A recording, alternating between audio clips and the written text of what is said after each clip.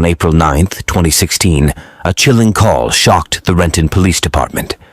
The remains of a woman's body, Ingrid Line, were found in a white trash bag.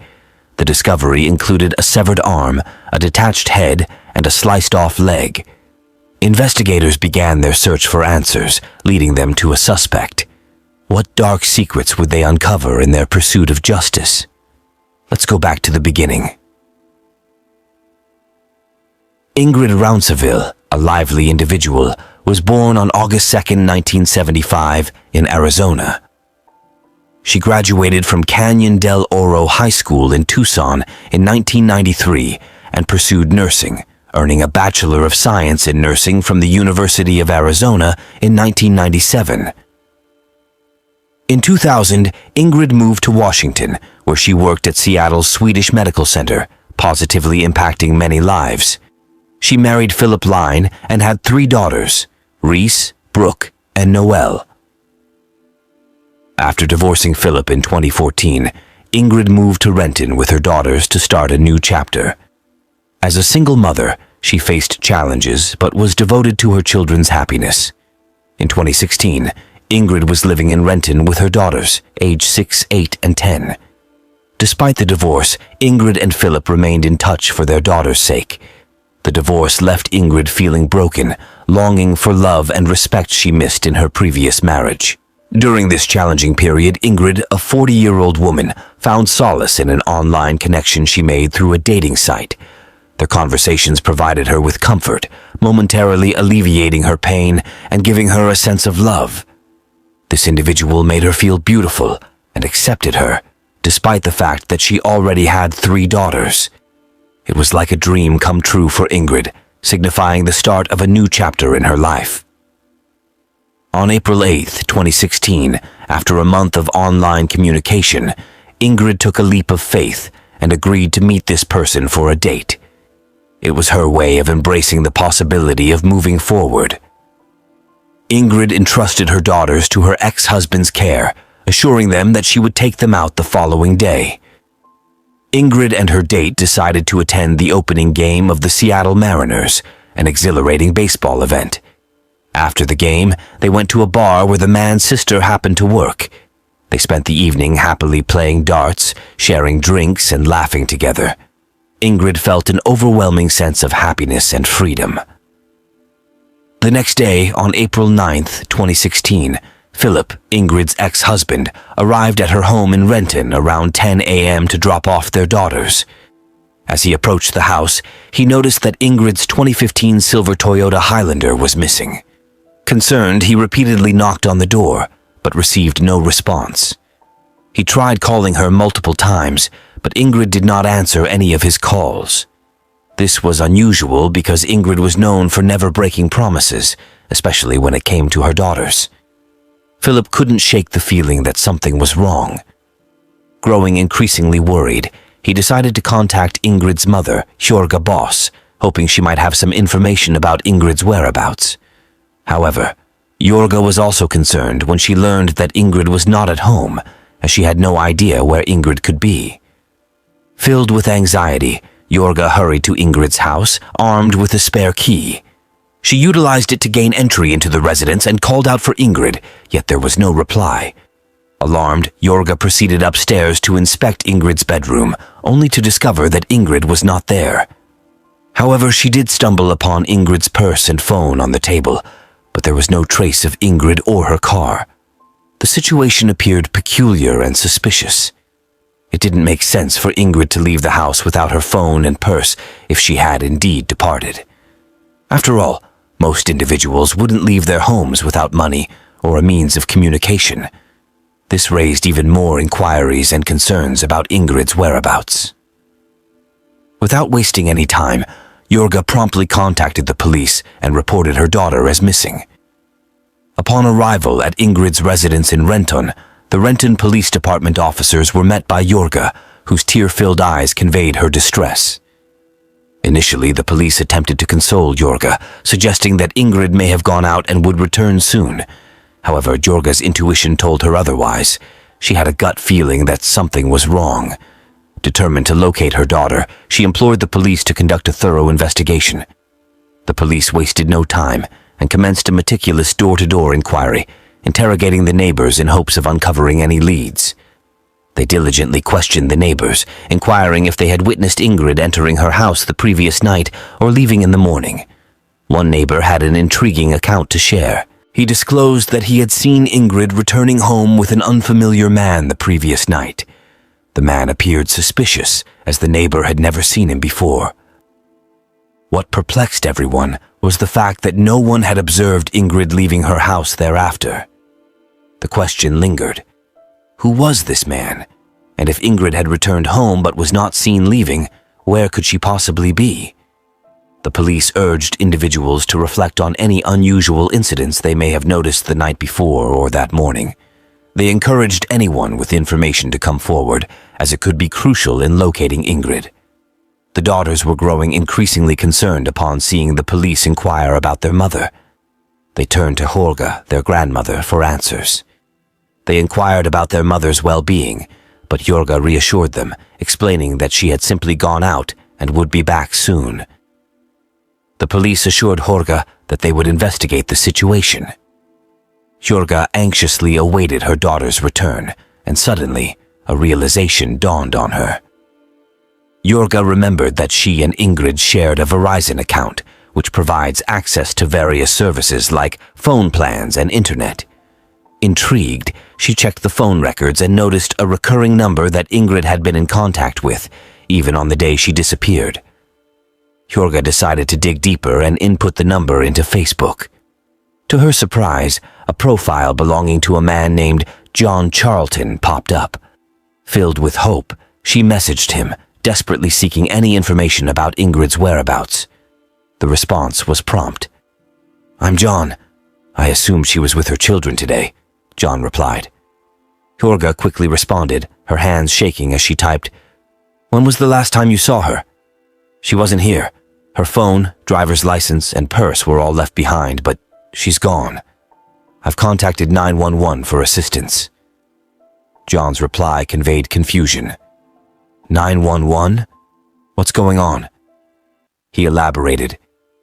"We attended the Mariners game last night, but we didn't spend the night together because she had plans with her kids today. I'm not sure what she told you about me and our relationship." Fear gripped Jorga as she messaged back. "She's missing. Can you please provide the time you last saw her? The authorities need to speak with you, as you might be the last person to have seen her." At that moment, it became evident to Jorga that Ingrid had indeed gone on a date with John Charlton the previous evening. It appeared probable that he was the same individual the neighbor had witnessed accompanying Ingrid back to her residence. With a mixture of concern and optimism, Jorga realized that John might possess some knowledge regarding Ingrid's whereabouts. However, John remained silent, leaving Jorga in a state of anxiety and desperation for answers. She persisted in sending him messages pleading, "John, please call me. I am aware that your name is John Charlton, so kindly reach out to me." With each passing moment, the burden of uncertainty grew heavier. Jorga could not bear the thought of her daughter disappearing without a trace. She persevered, hoping for any lead, and messaged him once again. "John, did Ingrid mention anything about meeting someone after you parted ways last night? We cannot locate her or her vehicle.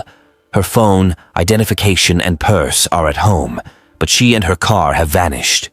We are at our wits' end, desperate for any assistance. Ingrid would never simply abandon her family like this." Nevertheless, John remained silent and did not respond to any of the messages. Jorga felt a sense of helplessness, and tears streamed down her face. The situation escalated when, 6 hours after Ingrid was reported missing, around 4 p.m., the police received a disturbing call from an individual named Mike Novasio. Mike resided approximately 10 miles away from Ingrid's residence at 21st Avenue and East Rhine Street in Seattle. In a frightened tone, he conveyed that while taking out his recycling bin, he stumbled upon what appeared to be human body parts enclosed in white trash bags. Mike's voice quivered as he recounted his unsettling encounter. He described seeing a head and noticing the painted toenails, which caused a wave of sickness to wash over him. The sight was unbearable. He explained that the body parts had been meticulously wrapped in the bags, indicating a disturbing level of precision. The police wasted no time and promptly arrived at the location. With meticulous care, they retrieved the bags from the bins. As the bags were opened, a chilling shock fell upon them. They stumbled upon a decapitated head, a fragment of a leg and an arm, with the remaining body parts nowhere to be found. Due to the absence of decomposition, the facial features remained intact and recognizable, suggesting that the individual had been recently murdered. A human leg was discovered at a recycling plant on South Hanford Street in Seattle. The leg belonged to a woman with the same painted toenails as Ingrid. This indicated that Ingrid's body parts had been scattered across 3 different locations, including the easily accessible recycling bins. The police began to suspect that the perpetrator might not be a serial killer, as they typically dispose of bodies in more concealed locations.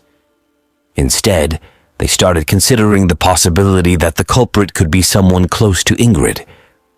Determined to uncover any overlooked evidence, the police returned to Ingrid's home and decided to remove the plumbing for a thorough examination. Upon their surprise, they stumbled upon more blood in the disassembled drain trap.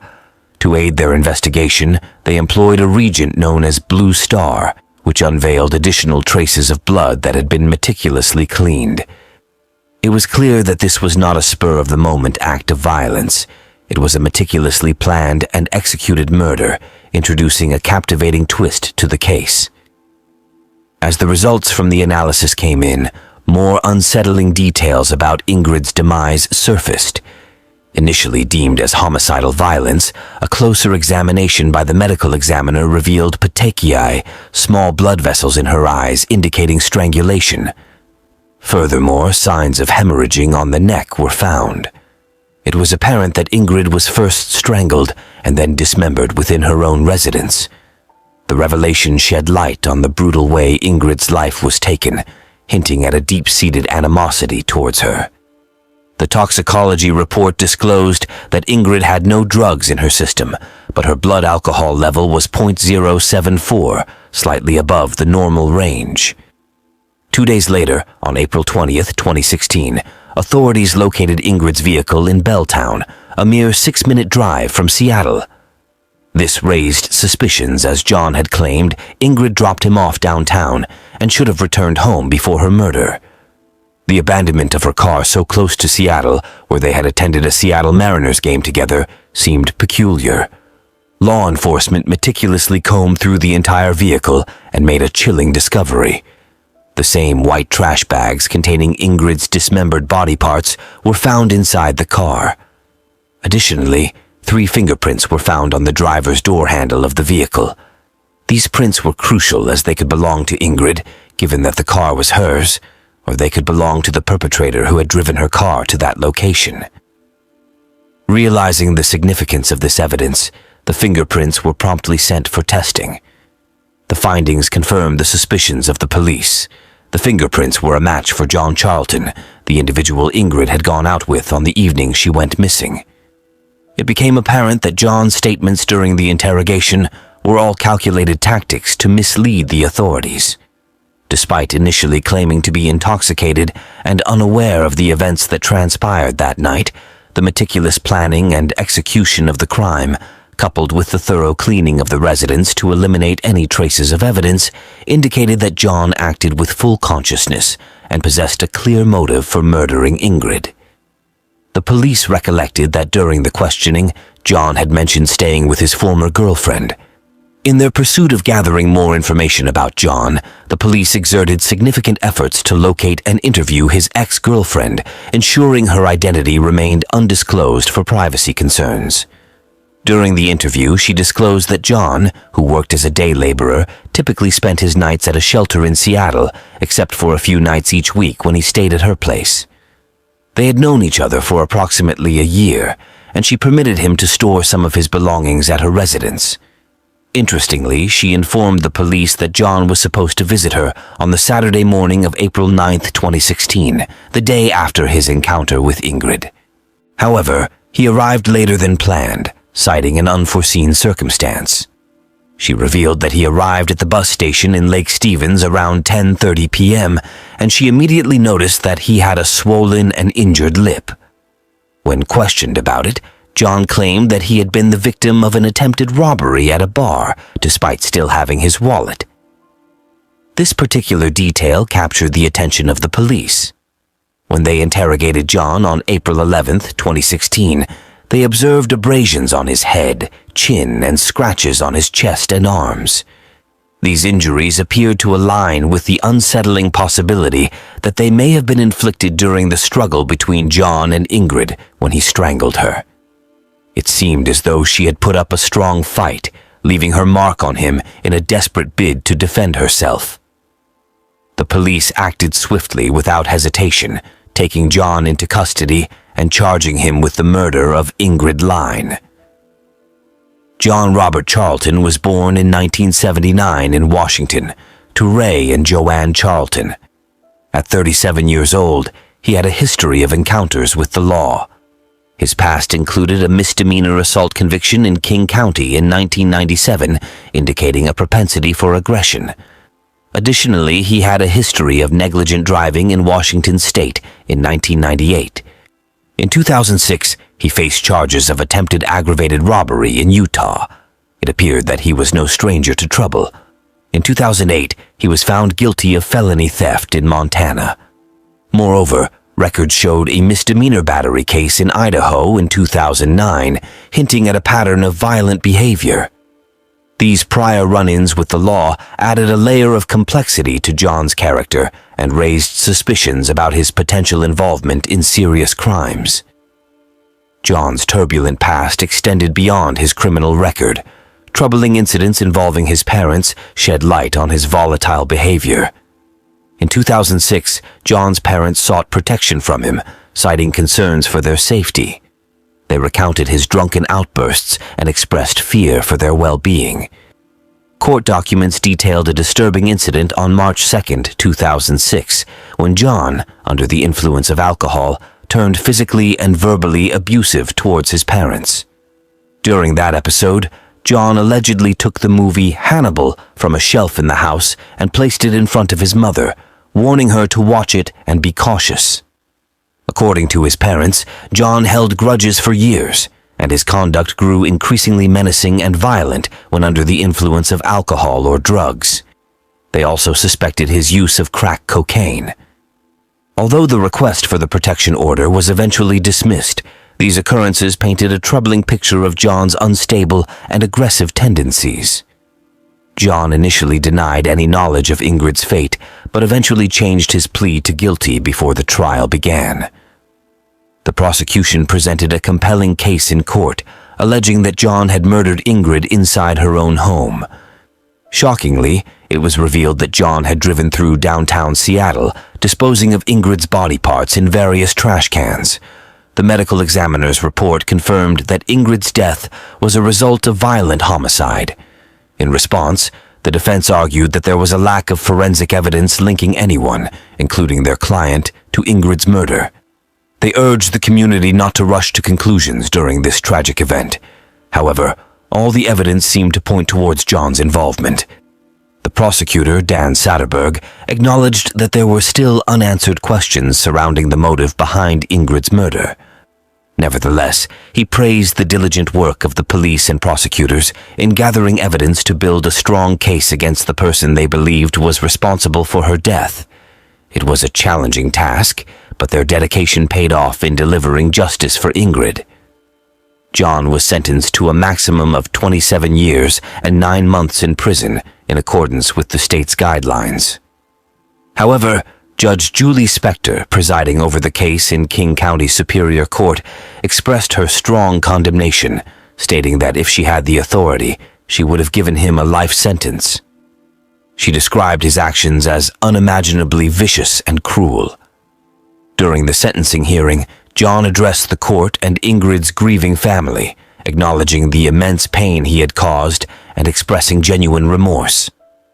Ingrid's ex-husband, Philip, spoke about the profound loss caused by John's actions, highlighting how John had not only taken away a co-parent and confidant, but also a loving and caring mother to their daughters. Philip expressed his sorrow over the fact that the children would no longer have the guidance and wisdom of Ingrid as a mother figure. He mentioned that they would miss out on cherished traditions such as celebrating July 4th in Big Fork, Montana, going on beach trips, and enjoying Thursday night dinners at a steakhouse. Additionally, Philip shared the heartbreaking realization that their future grandchildren would never experience the love and care of a maternal grandmother. Despite their resilience, Philip acknowledged that their daughters deeply feel the absence of their mother every day, each in their own unique way. Ingrid's close friend, Nancy Civitilli, described the indescribable horror that engulfed everyone upon hearing about Ingrid's tragic death. She emphasized that the murder was not just an act of violence, but a violation of Ingrid's body, leaving behind an unimaginable aftermath. Civitilli did not hold back in calling John a coward, directly addressing him and reminding him of the profound impact his actions had on Ingrid's daughters. She pointed out how he selfishly tore away a beautiful person and a devoted mother from their lives. Civitilli also highlighted the loss felt by friends like herself, who considered Ingrid as a sister. While justice has been served, the scars of this tragedy will forever remain. In the late 1970s, Ventura County, California, experienced a series of unsolved crimes that would cast a long shadow over its history. 3 women, Kimberly Fritz, Velvet Sanchez, and Lorraine Rodriguez, were tragically found strangled during this period. The region was engulfed in a wave of violent offenses, with law enforcement aware that other resolved cases were occurring in close proximity. Investigators meticulously examined the circumstances surrounding the deaths of these 3 women, grappling with the unsettling possibility that a predatory individual who had managed to evade capture might have been targeting vulnerable victims in the vicinity. As time passed, the cases grew colder, yet the evidence was carefully preserved, awaiting advancements in forensic technology that could provide renewed hope. Decades later, a significant breakthrough emerged, linking these women in a profoundly disturbing manner. The 1970s in California were marked by stark contrasts. While its sun-kissed beaches and iconic landscapes attracted many families seeking the American dream, a more sinister reality began to emerge. Crime rates escalated, fostering a growing sense of unease throughout the state, particularly in major urban centers like Los Angeles and San Francisco. What had once been a refuge for its inhabitants transformed into the epicenter of a series of brutal and high-profile crimes that captured national attention. As this wave of violence unfolded, it became evident that no community was immune. Fear and uncertainty spread widely as the media reported one shocking crime after another. It was during this tumultuous time that the first of several chilling cases emerged, beginning with the tragic story of Kimberly Fritz. At just 18 years old, Kimberly's life was abruptly ended on May 29, 1977, when her lifeless body was discovered in a motel room in Port Hueneme, California. The circumstances surrounding her tragic end were profoundly unsettling. She had been suffocated with her own intimate garments, a method that underscored the savagery of her assailant. Kimberly, who had recently relocated to California from Ann Arbor, Michigan, was one of 3 cherished sisters. Initially perceived as an isolated incident, her case would soon unveil a more sinister trend, intertwining her heartbreaking story with the escalating dread that was sweeping across California. Merely months later, on September 9th, the lifeless body of 31-year-old Velvet Sanchez was discovered, meeting a similarly horrific fate. Found in a motel in Oxnard, California, her life was extinguished in the same merciless manner, strangled with her own undergarments. Velvet had recently departed from her position at the U.S. Navy Exchange and was a devoted mother. The grim narrative continued later that year as the calendar turned to late December, when the remains of 21-year-old Lorraine Rodriguez were unearthed along Laguna Road in the Oxnard Plain region. Lorraine, too, had suffered the same fate of strangulation.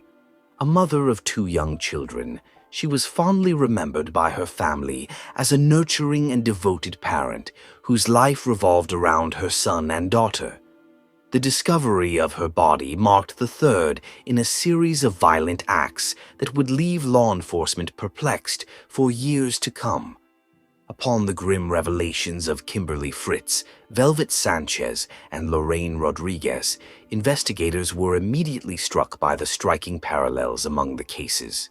Each woman had been strangled with her own undergarments, and their remains were positioned in disturbingly similar, degrading postures. These commonalities prompted Dr. Ronald, the coroner medical examiner at the time, to publicly propose in 1978 that a singular individual was likely behind all 3 murders. This hypothesis was particularly compelling during a time when the notion of a serial killer was just beginning to permeate public awareness. The Federal Bureau of Investigation's Behavioral Science Unit, the precursor to contemporary criminal profiling, was still in its nascent stages, and the exploration of serial offenders remained largely uncharted territory.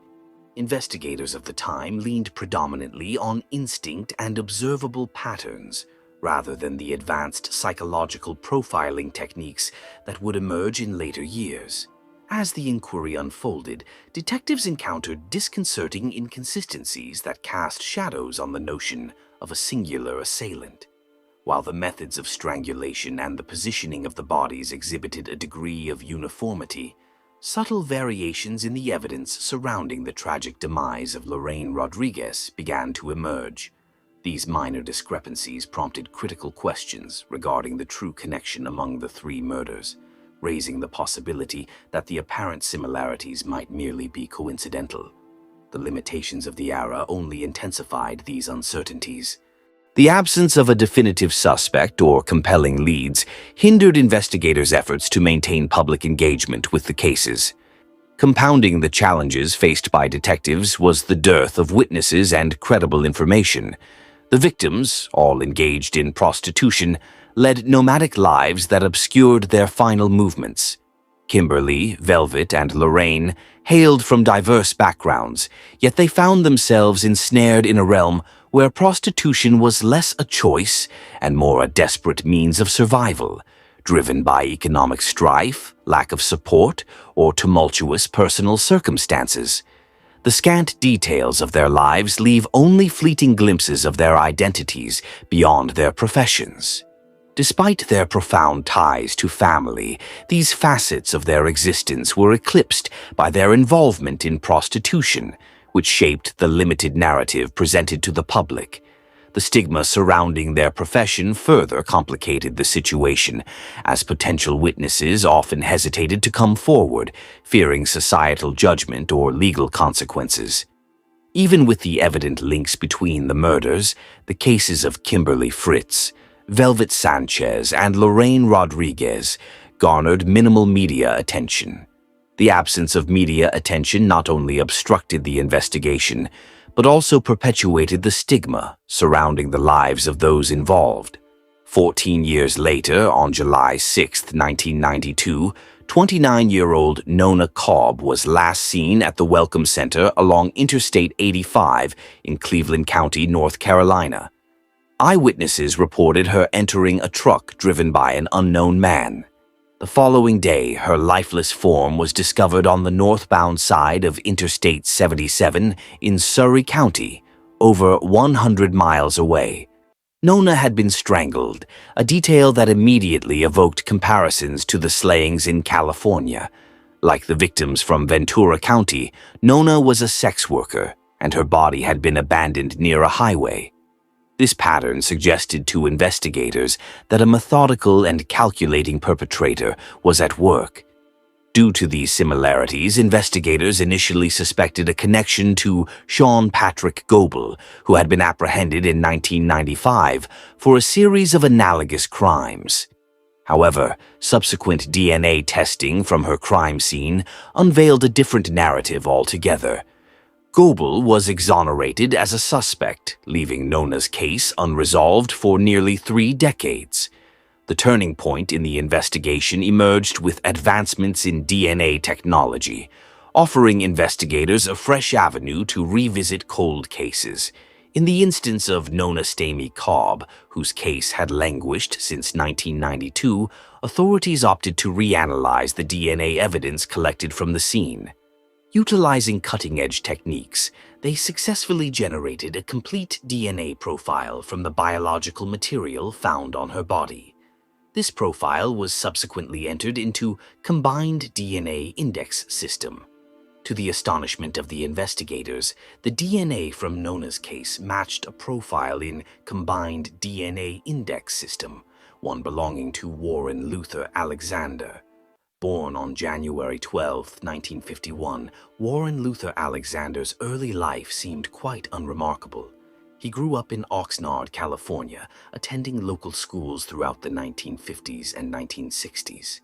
In the spirit of his contemporaries, he answered the call of duty, enlisting in the U.S. Marine Corps amidst the chaotic backdrop of the Vietnam War, a time that left many veterans wrestling with the shadows of post-traumatic stress and the complexities of reintegrating into civilian life. Following his military tenure, Alexander took on the role of a taxi driver, a position that likely immersed him in a world of fleeting encounters and transient experiences, ultimately influencing his future as a long-haul trucker. By the 1970s, he had returned to Oxnard, where he embarked on a trucking career that would dominate the subsequent 30 years of his existence, providing both the means and the opportunity for a series of heinous crimes. His formative years in Oxnard, coupled with his return during this pivotal decade, aligned with the timeline of the California murders, potentially affording him a local advantage in victim selection and evasion of law enforcement, as he settled in Diamond Head, Mississippi. Advancements in DNA technology would soon unravel the threads of his past. In March 2022, a DNA match led to Alexander's arrest in connection with the case of Nona Cobb, a revelation that resonated far beyond North Carolina. A year later, Ventura County's Cold Case Unit reignited their investigation into the 1977 murders of Kimberly Fritz, Velvet Sanchez, and Lorraine Rodriguez. This renewed inquiry involved the meticulous uploading of evidence from the crime scenes into a national DNA database utilized by homicide detectives nationwide, with the hope that modern forensic advancements might illuminate new connections. As they painstakingly re-examined the preserved evidence, investigators aspired to uncover links that had long remained hidden.